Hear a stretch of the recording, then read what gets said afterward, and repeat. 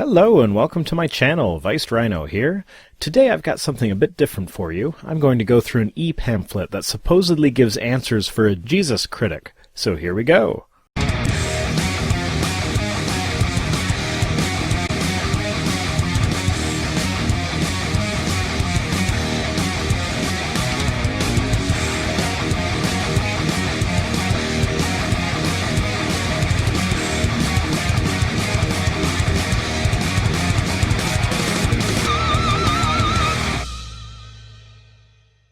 First off, I've got to say, if you're only preparing people to defend against the worst arguments against Christianity, then your people are going to hit some problems as soon as they encounter any competent anti-theist, because there are plenty of good arguments out there.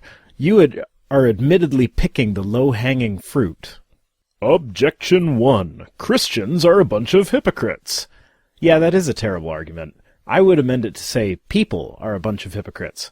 Yes, there are Christian hypocrites out there, and it does make Christianity look bad, but in my experience, the people saying this are Christians explaining why they don't go to church, not atheists thinking they've devastated Christianity by stating the obvious.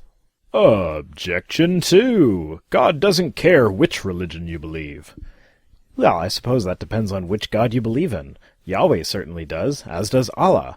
The Hindu gods are a bit more flexible, with a general discouragement from converting to other faiths, but generally it seems to be about being a good person more than anything. So if you believe that the Christian God exists, then yeah, I can totally see how you would think he cares. He describes himself as jealous on multiple occasions, and is proud of the fact that he's jealous. I think this argument, if you can call it an argument, mostly comes from the deist category, where they see God as something like the energy of the universe, not a personal deity. So from their perspective, no, God doesn't care because God is not a personal God. Objection number 3. Christians always think they are right and everyone else is wrong. You really were at the bottom of the barrel for this one, weren't you? Again, I have never seen this used as an actual objection to Christianity. I have heard people say this, but it's more along the lines of exasperation in some circumstances, such as when a creationist who has never taken a proper science class in his life claims to know more about the theory of evolution than someone who has studied it for their entire life. Hovind! Objection number 4. I don't care what Christians believe. I just don't think that they should try to evangelize others. Now we're getting somewhere. Still not an actual objection to Christianity, but this is at least hitting closer to the mark. Now, to be clear before I start, I support free speech. If I disagree with you, I would agree that you still have the right to express that opinion. What I don't agree with is when religion works its way into the public sector, most notably in the school system, but also elsewhere. If you want to have a conversation with me about why you think I should believe your holy book over all the others, that's fine. But if you try to force my kids to participate in a school prayer, that is not okay. I know that seems shocking to Christians, who will often reply along the lines of, "Oh, it's not a big deal. Your kid doesn't have to actually say the prayer. Just be respectful of everyone else saying it," or something like that. But let me ask you, Christians, how would you feel if Islam was given the same privilege in our school system? Do you like the sound of one nation under Allah? Would you be okay with a school football game being opened with a prayer to Allah to the exclusion of the Christian God? If you answered no to any of those, then why would you expect people of other faiths to be okay with it when you do it? Objection 5. I hate how Christians try to impose their views on others politically. As for our system here in the United States, we live in a type of democracy. You have your views and others have theirs, and every qualifying person gets their say. Christians vote on what they think is best for the country, just like everyone else. The system works by majority rule, so Christians aren't imposing their views on others by voting any more than any other group imposes their view by voting. Everyone gets a voice, and the majority voice wins. That's how our political system works. If you don't like that, then you don't have a problem with Christianity. You have a problem with political philosophy of the United States. Well, I think we saw in the last election that that's not quite how it works. I wonder if the author would change their point here, since the majority vote actually lost the election. By this definition, they are imposing. But that's beside the point. You are defining imposing very poorly here. You seem to be implying that if the majority hold a view, that view automatically has the right to oppress and exclude dissenting viewpoints. I find this ironic, as the political group that usually complains about the tyranny of the majority also tend to be Christian. But all that being said, you're somewhat right. As long as they are not infringing upon the freedoms of the other groups, then absolutely, majority rule. However, the U.S. government was set up with checks and balances for a reason, and that was precisely to prevent any one group from suppressing the freedoms of another group based solely on popular opinion. Unfortunately, over time, popular opinion has weathered away at the bastions of reason, and has slowly inserted much of religion into what was once a very secular government. Objection 6. Christians irritate me because they're always warning people about hell. If we think something really bad might happen to someone, what's wrong with warning them about it? Jesus warned people about hell all the time, and Christians are just following what Jesus taught. That's all fine and dandy, but if you break into someone's house in the middle of the night, wake up their entire family, and then tell them you're doing them a favor because their house might burn down sometime, most people would be irritated, and rightfully so. Now, if you had evidence that someone was planning to burn the house down, then perhaps they might be appreciative of the warning. But without evidence, it's just someone being a nuisance. In fact, if Jesus is God, then he knows what he is talking about when he says hell is real, and so there really is a danger that people can go there for eternity. So the more fundamental question hinges upon whether or not Jesus was who he claimed to be. If Jesus was a divine being, then whatever he said was true, and there is a hell. And if there is a hell, there is absolutely nothing wrong with warning others about it. Yeah, my point exactly. There is no evidence to suggest that there is such a place as hell, so constantly threatening non-believers with it is amusing at first, but becomes annoying quite quickly. Objection 7. There is no evidence that Jesus ever existed. Well, I would just dismiss this as it doesn't actually matter one way or the other to me, but I think I know where the author is going with this, so let's see. If that were true, then there's no evidence that anyone else from ancient history ever existed either, since the evidence for Jesus is far greater than nearly all of the other figures from ancient history.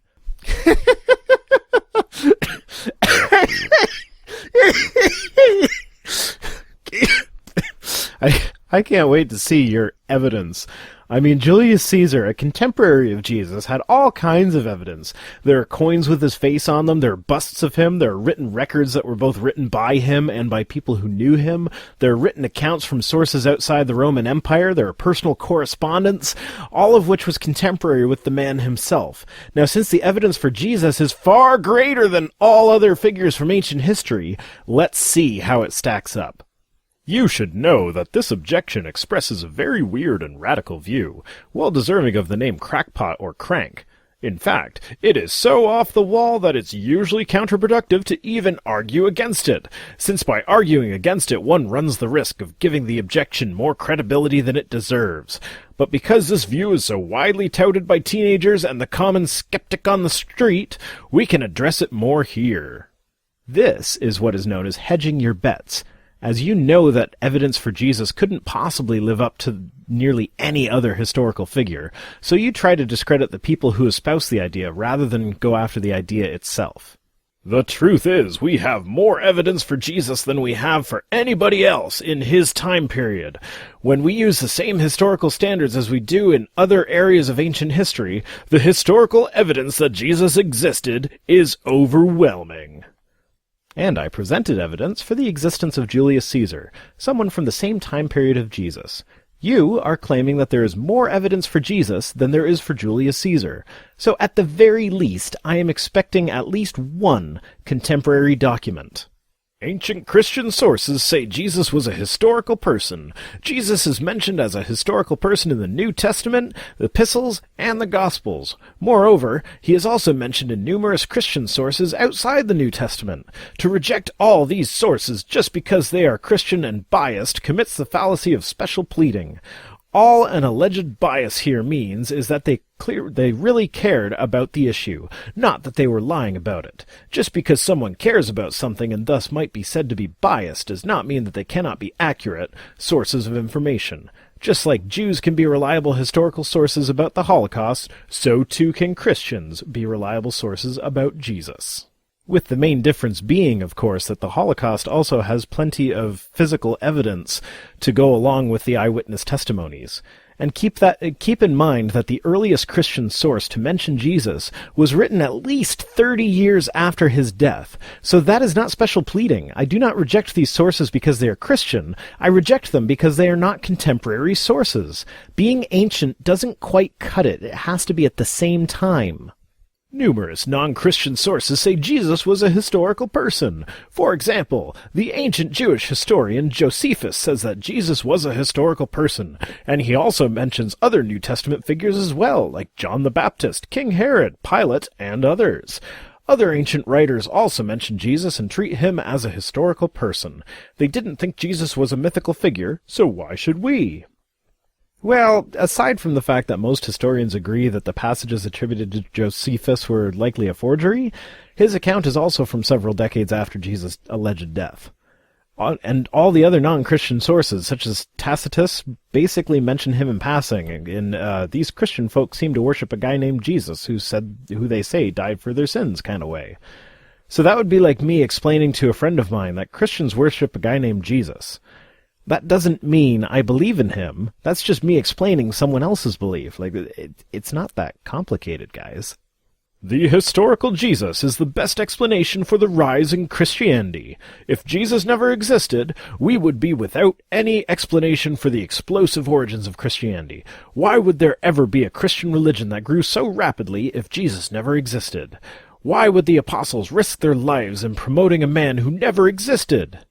You could say the same thing about Scientology. 75 years ago, it didn't exist, and now there's anywhere from 8 to 15 million Scientologists out there. Why did it grow so explosively if it's not true? If Jesus never existed, why didn't the early Jewish enemies of Christianity point this out? If Jesus never really existed, why didn't any of the ancient rabbis who hated Jesus and Christianity and wanted to stomp it out ever use this argument? Not one ancient rabbinical writing ever makes the argument that Jesus never existed.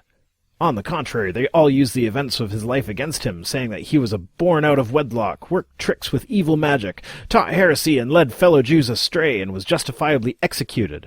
This means, at the very least, that Jesus' worst enemies confirmed his existence. Who says they didn't? If anyone was good at putting down dissenting viewpoints, it was the Roman Catholic Church. Do you honestly think any documents of contemporary rabbis saying that Jesus didn't exist would have survived the Council of Nicaea? It doesn't even need to go that far, though, as apocalyptic cults like Christianity were a dime a dozen in Judea during that time period. Why would a rabbi bother speaking out against one specific cult leader, whether he existed or not? You don't see sermons from preachers denouncing Jim Jones back in the 70s. Does that mean he must have been right all along? Keep in mind, I think the character of Jesus probably was based on an actual person, but it doesn't matter one bit to me. My point here is just to show that a good case can, in fact, be made against the existence of Jesus. Remember the plethora of evidence you said you had? I didn't see any coins with his likeness, or anything written about him that was actually written while he was alive. Nor did I see anything he wrote. You said that there was better evidence for him than any of his contemporaries. That was a flat-out lie. Objection number 8. I'm a follower of science. Christian belief is unscientific. I highly doubt anyone actually said to you, I'm a follower of science. That just sounds wrong. But yeah, it cannot be scientifically proven that your God doesn't exist, just like it can't be proven scientifically that I don't have a pet fairy. Please remember that the burden of proof lies on the person making the claim, not the person who doesn't accept the claim at face value. There is, however, plenty of claims made in the Bible that can and have been scientifically shown to not be true, such as the firmament keeping the cosmic ocean from drowning us all. I went into more detail about this in my last video, link in the description. Objection 9. People just believe in God as a crutch to handle life. There is some truth to this, I think, but once again, this is not an actual objection to Christianity. Some people do turn to God as a comfort during hard times, and I would never think of berating someone who's going through a rough patch in life and turning to God for comfort. I might try to lead them away if they start sending money to charlatans selling holy water and healing prayers by mail, but for the most part it's a harmless comfort. Objection 10. Believing in Jesus is just as silly as believing in Santa Claus or Zeus. This is a clear example of the straw man fallacy. The straw man fallacy occurs when one ignores a person's actual position by misrepresenting it in order to make it easy to refute. Wow, I can't believe you actually made the straw man fallacy into a straw man fallacy. Like, honestly, when someone says that, what they really want to know is what reason do you have to accept Christianity over the several thousand other religions out there? How do you know that you are right and they are all wrong? That's what they're saying. In order to sincerely address Christianity, one needs to address the true claim and not some weak or false caricature of it. There are good reasons for believing in the divinity of Jesus, while there are absolutely no good reasons to think that a god like Zeus exists. So the two cases are simply not parallel. Except you haven't given any really good reasons. All of what you listed above can be summarized as, "My holy book says so." This is the exact reason that Muslims and Hindus believe. You say there are no good reasons to think that any other gods exist, yet you fail to provide any good reason for your deity of choice.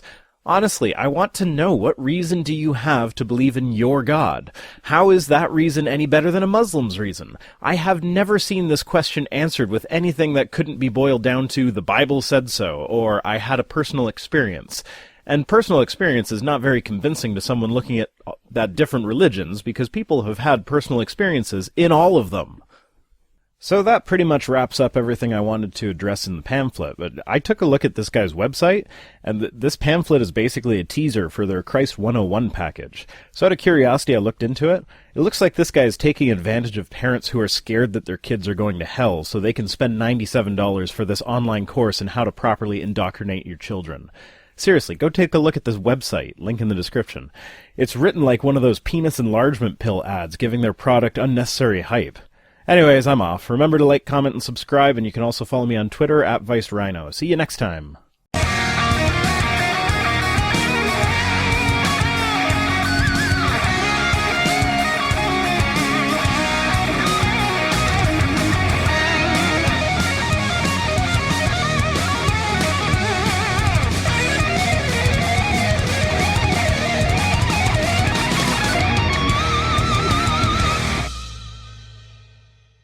Still not an actual objection to Christianity, but this is at least Fuck.